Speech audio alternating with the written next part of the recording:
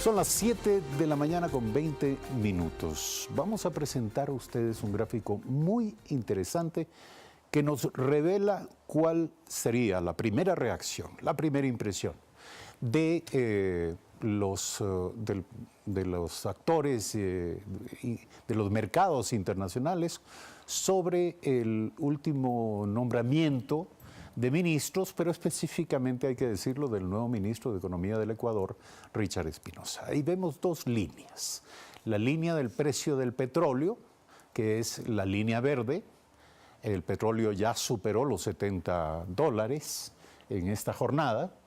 Y la línea del riesgo país, desde hace 4 días, desde el anuncio público, no la posesión necesariamente, pero el anuncio público de la designación de Richard Martínez, se ve una curva descendente que lleva una clara tendencia a la baja en el riesgo país. Esta sería una primera reacción de los mercados internacionales frente a esta designación.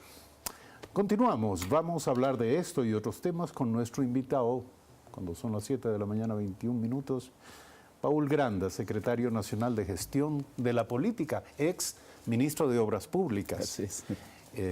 Buenos días, bienvenido a este programa. Muchas gracias. Dicen que el Ministerio de la Política, que un Ministerio de la Política es un cargo a la medida de quien lo ocupa. Eso dijo un notable político ecuatoriano. En esa medida habría que entender qué es lo que usted piensa de la política, cuál es su posición política personal y cuál cree usted que será el reto que tendrá frente a esta cartera de Estado. Muchas gracias. Mire, yo creo que la política es transversal a la gestión de gobierno, ¿no? La política está en todas las instituciones. La política además no solamente pasa por un ejercicio de una posición político-ideológica, sino que la política incluso nos lleva a plantear la definición de políticas públicas que proyecten al país hacia donde se quiere ir. Entonces, en esa línea de conducta, precisamente, nosotros creemos que la política debe ser transversal al ejercicio del gobierno. Una política que, por ejemplo, favorezca la democracia, que creo que eso es vital en el Ecuador. En este primer año de gobierno eso se ha logrado, fortalecer la democracia. La consulta popular fue esa expresión máxima, digamos, de ese ejercicio de la democracia participativa, no representativa, sino de esa democracia participativa en donde se le pregunta a la gente sobre los temas de interés nacional. Y yo creo que ha habido otro elemento importantísimo este primer año de gobierno y que creo que además genera un valor importante, una base importante, que es el tema del diálogo nacional. Es decir, si usted no solamente le invita al ciudadano a participar en las urnas, a pronunciarse sobre temas de trascendencia, sino que también le hemos dado continuidad, digamos, a un proceso a través del diálogo nacional, de la construcción de la base sólida de fortalecer la democracia a través de mecanismos de participación. Ahora, si me permite, esto del diálogo nacional comenzó como un programa sistemático de audiencia hacia los distintos sectores políticos, actores políticos, sociales del país, etcétera, ¿no? Las colectividades organizadas del Ecuador. Pero ha devenido más bien en un estilo de gobierno, una forma de gobierno. Es decir, hoy es ya normal que el presidente de la República escuche a grupos, a colectivos, y de hecho hay ingentes pedidos para que el presidente de la República escuche a los ciudadanos o a las organizaciones ciudadanas. Y es que no se puede gobernar de espaldas al pueblo. Es decir, una de las cosas fundamentales que nos ha planteado el presidente Lenín Moreno con su liderazgo es dialogar con la gente de manera permanente. Eso quiere decir permear criterios, construir criterios y generar acuerdos que nos permitan definir líneas de intervención o de acción política y de gestión pública como tal. Pero déjeme decirle una cosa, yo creo que es importante que esta consulta popular, el diálogo nacional, tiene además un elemento importantísimo con este gobierno, con el gobierno de Lenín Moreno, que es la ética y la verdad. Es decir, es la gran apuesta por generar un país de honestidad, un país de transparencia y en donde se diga la verdad por sobre todas las cosas, aunque nos pueda doler esa verdad. Entonces yo creo que eso es importante porque eso ha generado un ambiente de tranquilidad, de paz, y yo creo que ese es uno de los elementos más importantes de este primer año de gobierno, y obviamente nos ha generado un espacio para la generación de acuerdos. ¿Qué es lo que estamos buscando con esta plataforma, si cabe el término para ponerlo en términos gráficos? Es que se genere desarrollo, que se genere oportunidades, que se genere empleo para los ecuatorianos y ecuatorianas, es decir, que generemos mejores condiciones de vida para nuestra sociedad. Y yo creo que por eso el inicio de este segundo año de gobierno va a estar marcado por esa si cabe el término, potencialización de las acciones gubernamentales que van a generar mejores condiciones de vida, ¿no? Pero mi comentario anterior, mi comentario y pregunta sobre el tema del diálogo, tiene que ver con el hecho de que también al abrirse a la escucha de los distintos sectores y colectivos del país, también habrá aquellos que se sientan rezagados, no escuchados a tiempo o al haber sido escuchados no atendidos en sus demandas y por lo tanto han regresado por ejemplo, los manifestantes que bloquean carreteras en el Ecuador. Pero yo creo que el diálogo evidentemente tiene que ser de doble vía y ese diálogo implica no necesariamente la imposición de un criterio de uno u otro sector. Implica aquella voluntad de que podamos construir una posición común, una posición colectiva. No siempre será posible, sin duda alguna, pero hay canales democráticos, hay canales además incluso de carácter constitucional y legal que limitan que si es que no se me escucha o si es que no se aceptó un criterio planteado, digamos, tengo que tomar medidas de fuerza. Yo creo que esa tampoco es la situación en la que deberíamos ir como democracia y en este proceso de fortalecimiento de la democracia. Pero lo que sí el gobierno está haciendo y va a hacer y vamos a potencializar ese ejercicio es el escuchar a todos los actores políticos, sociales, económicos del país. Lo que estamos planteando es que el gobierno nacional sea un gobierno de unidad. Es decir, cuando yo escucho que los empresarios son buenos o malos y fundamentalmente se trata de colocar al empresariado en un sector político ideológico, me parece que eso es muy mezquino. Como si quisiéramos situar, por ejemplo, al sector de la organización indígena en uno o en otro sector ideológico. Es decir, yo creo que es importante que sumemos todos los esfuerzos nacionales, desde todos los sectores, con honestidad, con ética, con principios, para lograr estos objetivos nacionales que son los que deben primar. Es decir, yo creo que hay que ser duro con los problemas, tenemos que combatir la pobreza, tenemos que reducir la pobreza como está sucediendo. Déjeme decirle, por ejemplo, un dato importante, se ha reducido la pobreza en casi 4 puntos en lo que va de este año, se ha reducido la extrema pobreza en casi 2 puntos. Y eso quiere decir que hay un país que está avanzando, que hay un gobierno que ha definido políticas económicas que no afectan a los sectores más pobres, a los sectores más vulnerables y que efectivamente está tomando las medidas necesarias para sacar al país. Cuando habla de la pobreza, ¿se refiere a qué? ¿A la pobreza extrema?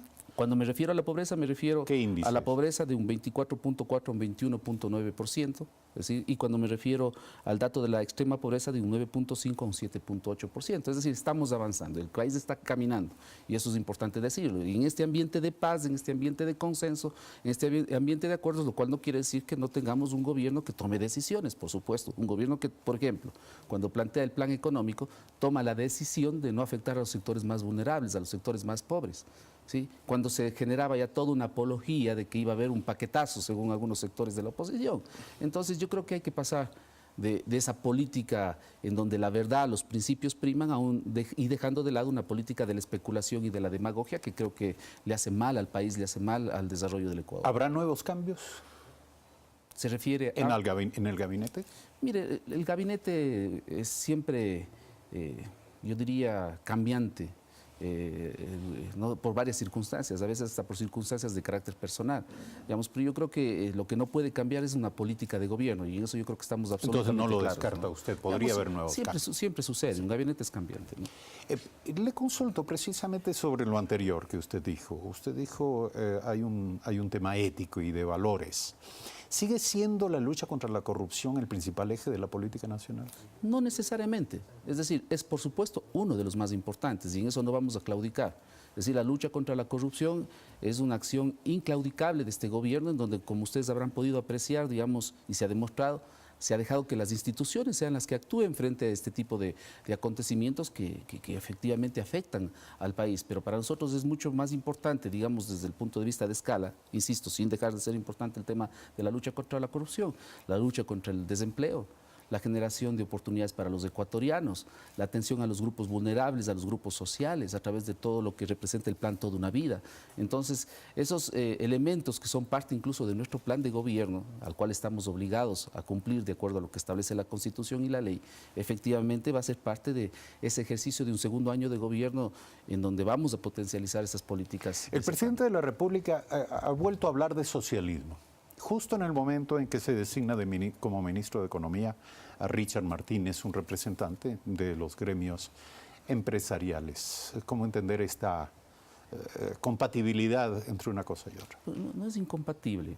Estamos haciendo una convocatoria a un gobierno de unidad nacional, es decir, no podemos prescindir del sector empresarial, no podemos prescindir del sector de los trabajadores, más bien por el contrario, son necesarios los empresarios. No se olvide que hay dos aristas fundamentales en el desarrollo de la economía de un país. Por un lado, el sector privado, que es fundamental.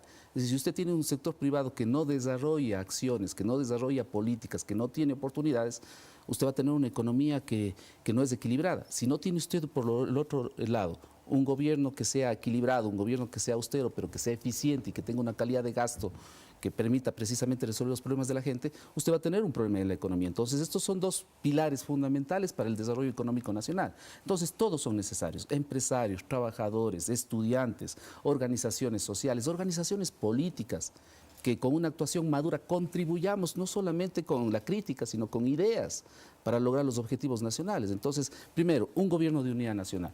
Y es evidente que cada una de las organizaciones políticas, y en este caso el gobierno, se puede caracterizar. Nosotros somos un gobierno progresista de izquierda.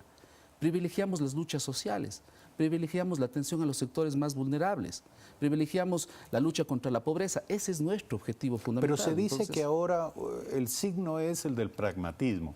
Y recordábamos hace algunos días la frase de Deng Xiaoping que decía, no importa el color del gato, lo que importa es que case ratones, ¿no?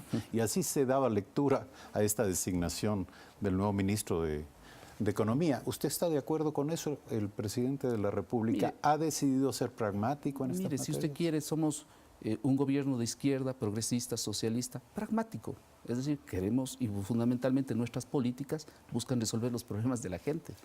Entonces yo creo que en ese enfoque es el enfoque en el que vamos a, repito esta frase y subrayo, repotenciar nuestra acción gubernamental, porque también somos un gobierno de acción, somos un gobierno de obras, somos un gobierno de atención a los más necesitados, a los sectores más vulnerables. Entonces, en esa línea de conducta yo creo que este primer año se ha sentado la base sólida del fortalecimiento de la democracia a través de mecanismos de participación.